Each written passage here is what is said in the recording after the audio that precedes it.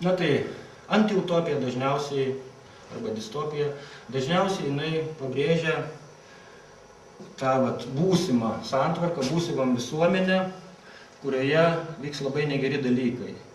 Tai jeigu kalbėjome apie tą laisvę, lygybę, brolybę arba laimę, tai pamatysim, kad ten antiutopijose nėra nei laisvės, nei tos brolybės. Na, paskui yra ta modifikacija, pamatysim, kad kai kuriuose antiutopijose aprašomose, kurios galbūt bus greitai pas mus toj visuomeniai. Žmonės yra laimingi, bet jie yra iš tikrųjų apgauti, ta laimė jiems suteikta dirbtinai. Jie yra totalitarinė visuomenė, bet iš tikrųjų jie mano, kad yra laisvi, dėl to laimingi. Na čia, kaip visur, kaip visada, žinote turbūt tą netgi iš gyvenimiškos patirties. Va, dabar yra du žmonės. Aldosas Huxleys ir George'as Orwellas. Jie yra laikomi bene garsiausiai tų antiutopijų arba blogųjų utopijų tokie autoriai, jų pradininkai. Na, dar galiu intarpą padaryti, mes čia kalbam dabar apie literatūrinės arba filosofinės utopijas. Antroje paskaitos užsiėmimo dalyje pakalbėsiu apie tą gyvąją utopiją arba realias mintis, realius sumanymus, kuriuos žmonės nerašo tenai knygose arba nesusigalvoja galvoje ir bando išlaikyti, o bando padaryti, gyvendinti. Tai tų literatūrinių antiutopijų du yra tokie patronai, Huxleys ir Orwellas. Dvi knygos jų yra tokios jau pačios pagrindinės, nuo kurių viskas prasideda, tai Puikus naujas pasaulis ir 1984. Aišku, pas mus turbūt kažkodėl tai prigijo labiau tas gyvulių ūkis Orwello, bet na, jis yra silpnas toks ir savo idėjinė prasme ir trumpas tas, pamfletukas, sakykime. Nes 1984 ten yra jau pripažintas, kad jis yra daug rimtesnis ir daug solidesnis tvarinys. Tai va čia dabar mes pabandysime peržiūrėję kelis tuos slaidus, pabandysime įvertinti, kuo jie skiriasi. Nes tos antiutopijos vis dėlto nėra tokios vienodos, kad ten totalitarizmas, ten kažkoks tai yra despotas, kuris žmonės valdo, žmonės gali jaustis laimingi, bet iš tikrųjų jie nelaimingi, tik to nežino. Yra įvairių tų, sakykime, futuristinių minčių arba futurizmo idėjų, kurios skiriasi tarpusavyje. Tiesa, kas skaitė tas knygutės, irgi pakelkit rankas. Truputį daugiau. Na, galiu trumpai papasakoti. O gal ir ne. Tiesiog spausim mygtukus ir ten matysis tie skirtumai. Na, Orwellas yra priimta, tai manyti, kad Orwellas aprašė sovietinę sistemą. Daugelis tą bando nuginčyti ir daro tai visai pagristai, nes ta sovietinė sistema, visi jos bruožai yra ir pas mus praktiškai. Tai yra tik tai kažkokiais tai būdais užslėptais, kitokiamis formomis, bet visą tai akivaizdu egzistuoja.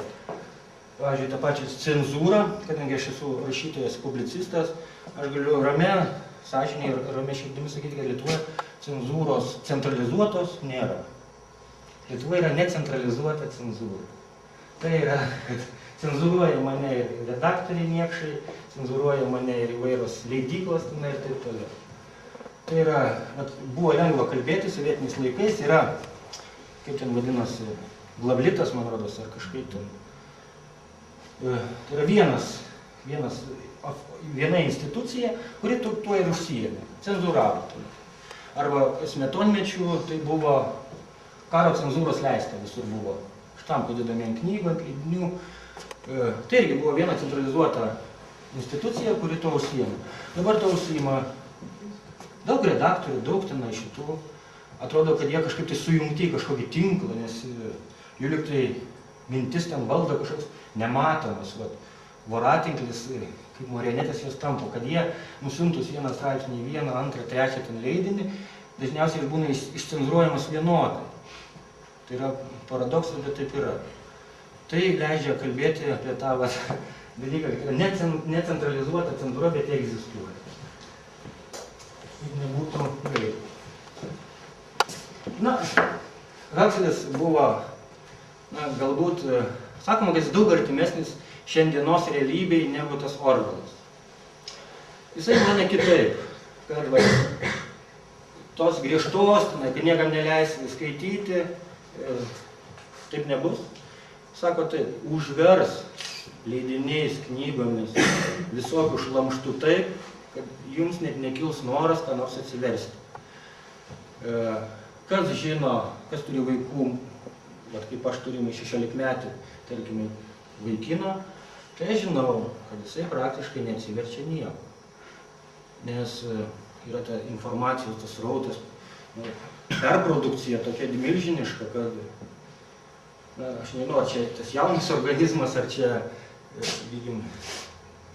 neišsilavinimas, jam neleidžia tenai orientuotis toje jūroje ir jisai tiesiog pasimeta ir tada... Paprasčiausiai tai yra tiesos slėpimas plepalų krūvoje. Pabūt. Kažkas labai panašiai Huxley'is ir sakė, kad tą tiesą, tarkime, vadinkim ją tiesą, jos neuždraus sakyti, jinai kažkur egzistuos, bet ją paskandins, kaip kolega sako, toj visoj plepalų melo, tenai, apkalbų, tuščiakalbysčių jūroje. Ir tada mes tos tiesos nepamatom, nes jinai paskendusi. Tai informacijos stygius. Tai yra Orwellas, apie ką mes jau spėjom apkalbėti, sako, kad sovietiniais laikais veikia ten vienas televizijos kanalas, dabar veikia, tarkime, nacionaliniai 3 arba 4, arba pusketvirto Lietuvoje. Bet jeigu mes pamatysime, iš esmės, kad esminio skirtumo tarp jų nėra, tai atrodo lygtai, kad veiktų vienas. Tai kas, kad 4? Gi, įsijung bet kurį kanalą, jeigu tu nematysi kampelėje užrašo, TV3 arba ten LNK arba dar kažkoks, aš abejoju, ar tu atskirsi juos. Tai reiškia, kad tokia sistema, tai yra, ką aš dabar turiu paspausti ir sakyti, kad Huxley'is perspėja apie tą, kad tos informacijos yra daug, jinai mus per daug užverčia savo to svorių ir tada mes, lyg tai bandydami ginti nuo tos informacijos, mes saugodami tą menamąjį savo ego, mes atsisakom tos informacijos, kad jie mus neužverstų per daug ir nenužudytų. Čia jau mes kažką matėme. Tiesa paskelbs prie pabaigo vasimis, jeigu šitą matė. Orwellas manė,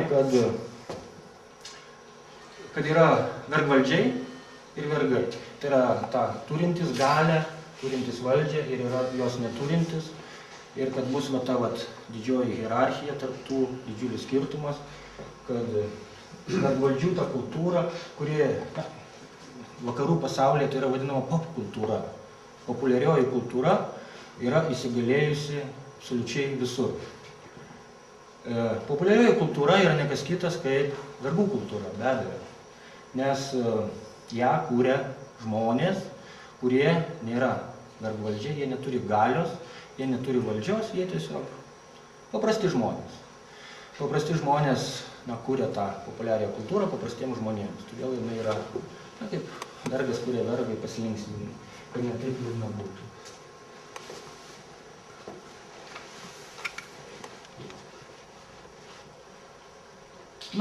O šiek tiek Huxley'is sakė kitaip. Aišku, kalbėjo jie apie panašius dalykus, ką čia matote, galite perskaityti, kad žmonės taps vieniši, atseit mes gyvenime globalizmo sąlygomis, kai aš galiu parašyti laišką į Ameriką ir sulaukti atsakymą tuoj pat elektroniniu paštu. Tai iš tikrųjų sėdžiu vienišas, niekam neįdomus. Ir tas susirašinėjimas mano yra nepasakyta, bet jausmų pakaitė.